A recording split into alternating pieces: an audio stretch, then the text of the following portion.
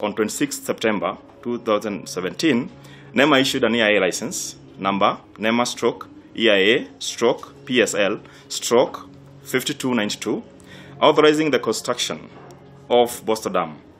This is despite the East African Wildlife Society and the Kenya Forest Working Group joint submission of comments to NEMA, strongly objecting to the proposed location of the dam inside Southwest Mau Forest Reserve, and further requesting NEMA to kindly reject the EIA report due to its various inadequacies.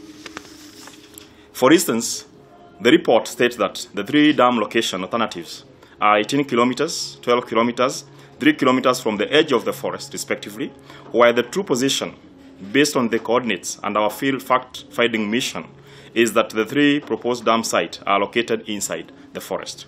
We advocate for an outside forest alternative to safeguard this forest reserve, which is also a biodiversity hotspot. We can confirm that we never received feedback on our submission from NEMA, neither did they call for any public hearing as is required by law. It is that our submission that the EIA process greatly compromised the principle of public participation as enshrined in the Constitution, EMCA, EIA, and EA regulations, as key stakeholders were not consulted.